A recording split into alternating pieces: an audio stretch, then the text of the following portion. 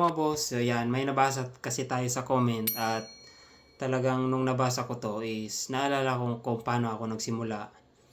Kasi yung iba, nakikita nila, akala nila nung nandito na ako sa Canada is ganun lang kadali bago ako nakarating dito. Kung alam nyo lang, totoo yun, yung comment ni Madam is pinagdaanan ko po talaga yan.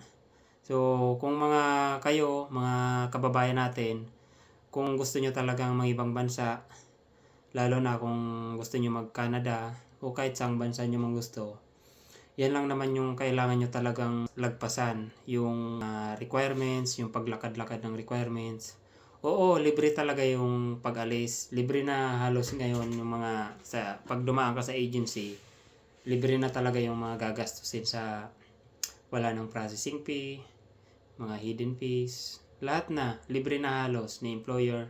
Yun talaga yung ramdam ko yung comment ni Madam.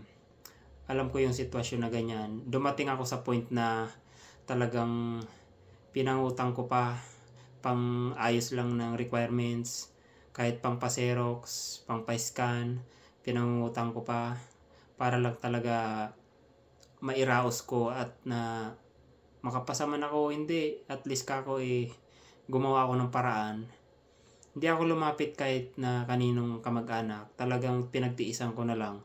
Alam ko kung lalapit naman siguro ako is may tutulong sa akin, pero sinikap ko talaga na ako lang talaga yung makasolve ng problema. Ako kasi yung isa ring tao na ma-pride din ako na gusto ko kasi may mapatunayan din ako. So, Galing ha? yun guys, kung kayo nawawalan ng pag-asa, alam nyo wala kayong malapitan, may pag-asa, huwag kayong mawawalan habang kayo ay patuloy na nabubuhay sa araw-araw. Ibig sabihin, may pag-asa.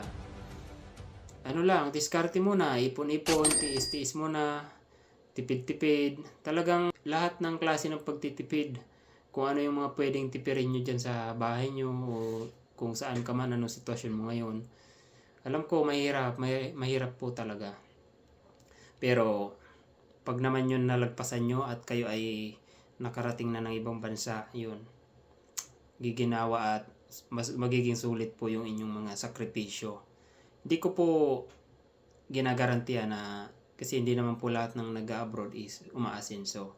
So, pero kahit papano po, may mababago po sa buhay nyo.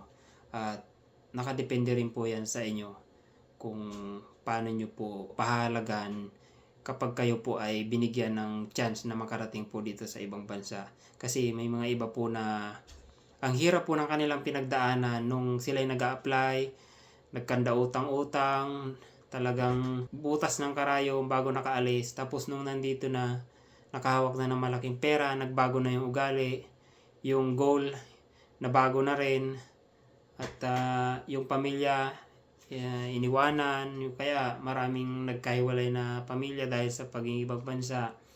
So, yun lang din ang ano ko sa inyo, na kung gusto nyo, dapat una baguhin nyo muna din yung mindset nyo. Wow! Na pag kayo nag-a-apply, dapat may goal po kayo. Ano bang goal nyo?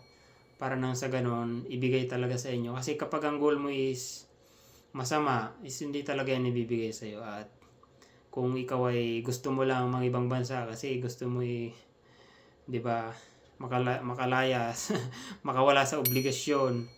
Gusto mo makahawak ng malaking pera para ma-enjoy mo na yung buhay mo. Kinalimutan mo na yung saan ka nagmula. Ayun. Nasa atin pa rin po 'yun. So, yun lang po yung may papayo ko sa inyo. Yung nagtanong, maaring mayroon din sa kanya same na situation.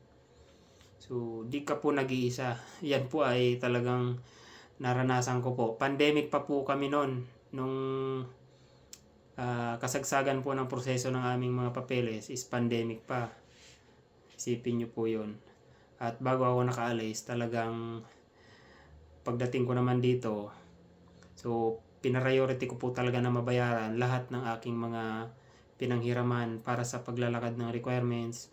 Halos 3 months po akong naghigpit ng sinturon dito sa abroad para po mabayaran ko po lahat ng aking mga pinag-utangan. So yun lang po. Salamat po sa inyong panonood mga boss. God bless.